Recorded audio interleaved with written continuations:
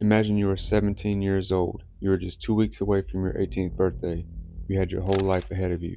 In just a matter of days, you are legally set to inherit a sum of money meant to buy your very first used car. You have every reason to look forward to tomorrow, but tonight, you made a mistake. You went to a local county fair, you drank too much, smoked a little bit of weed, and got rowdy. Caused a scene, but naturally, law enforcement gets called. Now, under normal circumstances in America, when an unruly, highly intoxicated minor is taken into custody by police, there is a strict, legally mandated protocol. You are handcuffed and you are driven to the nearest precinct or juvenile holding cell. Your parents are notified, a paper trail is established, and you sleep it off in a safe, monitored environment. But on the night of August 16, 1980, in Kenton County, Kentucky, the police described to throw the rule book entirely out the window. Like, share, comment, subscribe. Let's dive into this case. Instead of booking him, two local police officers put 17-year-old Randy Sellers into the back of their patrol car. They claimed they were doing him a favor, just taking him home to his parents to avoid a formal arrest. But Randy never made it to his front door. According to those very same officers, they pulled over on a dark, isolated stretch of road near a railway overpass. They let the severely impaired teenager out into the midnight blackness and drove away. Duct tape boots and bottles of bug spray. He could be out there. We're searching a new area. This could be it. Expanding their search, these Townsend University students are sifting, digging for clues to find Randy Sellers. Look for bones, or we could look for, we were looking for maybe keys or an ID that was buried. Confessed serial killer David Evans told police he buried Sellers here at the park 39 years ago, even giving them a map to where the body. Randy Sellers was never seen again. For more than 4 decades, this case has remained one of Kentucky's most haunting, frustrating, and heavily debated cold cases. It's a story that twists through agonizing family searches, a death row confession from a notorious serial killer, an unbelievable mapping error that derailed the investigation for decades, and a dark, persistent cloud of local suspicion that points directly at the man who wore the badge. What truly happened to Randy Sellers in the back of that police cruiser? Today we're going to dive into the deep, unsettling facts, the conflicting stories, and the ongoing quest for the truth. To understand this mystery, we have to travel back to the late summer of 1980. Randy Lee Sellers was a typical 17-year-old boy living in Visalia, Kentucky.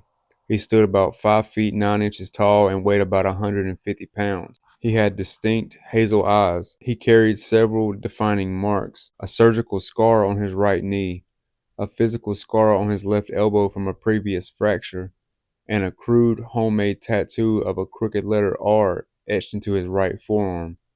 Friends and family described him as a well-meaning kid, but like many teenagers in the summer of 1980, he wasn't immune to a little rebellion. On Saturday, August 16th, Randy headed out to enjoy the Kenton County Fairgrounds. The atmosphere was lively, packed with locals from all over the Royal County. But as the night wore on, Randy's behavior took a sharp downward turn. He consumed a significant amount of alcohol and marijuana, and by the late evening, he was heavily intoxicated and having a difficult time even standing up straight. Good effort, and I believe the family has expressed a great deal of gratitude. The investigators were here in 1994. That's when confessed serial killer Donald Evans drew a map where he claims to have put Sellers' body. Police believe that original map was upside down. I'm glad. I hope they find the one that done it. Isles helped in previous searches for his friend. He remains hopeful this will give him. Randy's intoxication led to disorderly conduct. He got into verbal and eventually physical altercations at the fair. When security and law enforcement intervened to de-escalate the situation, Randy in his drunken estate resisted. And I think I was up there with my brothers. A trip to the Kenton County Fair, the last time he saw his friend, Randy Sellers.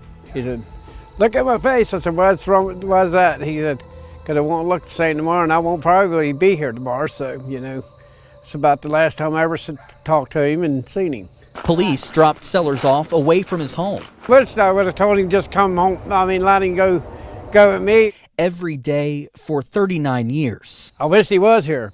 You guys on the street with you. He's lived with not knowing what happened. We're always hopeful. According to the official police reports filed later, the young man went as far as to take a physical swing at one of the responding officers. Randy had crossed a major legal line. Public intoxication was one thing, but assaulting a law enforcement officer was an automatic ticket to the jail cell. Two officers on the scene took Randy into custody, restraining him and guiding him into the back of their patrol car. But here's where the narrative completely fractures. Instead of driving to the county jail, the officers decided to cut the boy a break. Recognizing that he was a minor and a local kid from the area, they allegedly made the executive decision to simply drive him home to his parents' house in Visalia. It was meant to be an act of a small town leniency. Instead, it became a catalyst for a 40-year nightmare. According to the official statements provided by the two officers, the drive toward Randy's home did not go smoothly. They claimed that as they drove down the dark country roads, Randy remained highly uncooperative, combative, and completely refused to explicitly point out exactly which house belonged to his parents. Then, the officers made an incredibly controversial claim. They stated that Randy began begging and pleading with them to let him out of the car. He allegedly argued that if he showed up at his parents' front door in that condition, highly aggressive and severely intoxicated, he would face immense trouble by his father. He was supposedly asked to be let out the side of the road so he could walk the rest of the way, clear his head, and sober up before facing his family. Astonishingly, the officers complied. They pulled the patrol car over a near-dark railway overpass in the Visalia and Morning View area, a spot roughly 1 mile away from the Sellers family home. They opened the door, let a heavily impaired, barely stable 17-year-old step out into the pitch-black royal night, and then drove away, leaving him entirely alone on the side of the highway. That, at least, is the official story. When the next morning came and Randy's bed remained empty, his mother Wanda Cotton and his father John panicked. Randy was not the type of kid to just run away or stay out without a word. When they contacted the local authorities to report him missing, they were hit with a bombshell. The police had already had him in their custody the night before. A massive search operation was quickly organized, but the drop-off point designated by the police was close to the Licking River. The initial working theory was tragic, but simple. A severely intoxicated teenager, disoriented by the dark and the substances in his system, had stumbled off into the road, fallen into the fast-moving river, and drowned. Crews just wrapped up in the last half hour or so for the day, but the search will continue tomorrow morning. And you mentioned it's about a 40-year-old cold case, but the new information that prompted this effort was only discovered in the last year or so. It is tricky to find, but it's possible to find. Searchers are combing through the dirt at Kincaid State Park in Kentucky, looking for any signs of Randy Sellers. A convicted serial killer confessed to murdering Sellers in 1994. He drew this map for police to indicate where he says he left Sellers' body. That search was unsuccessful, but investigators recently took a second look at the map. They determined there was a possibility that the suspect may have had his map upside down. So anytime there is a tip or any new information from any source, we will investigate it to the fullest until that lead is exhausted. Divers searched the mucky waters and scent dogs tracked the banks, but the river yielded absolutely nothing. No clothing, no shoes, and no body. As the days bled into the weeks, investigators began looking closer at the timeline provided by the two officers who last saw Randy alive. Red flags immediately went up. Under tense questioning during the subsequent missing persons investigation, the two officers began to offer conflicting and contradicting accounts to their encounter with the teenager. They couldn't agree on the exact time that they dropped him off.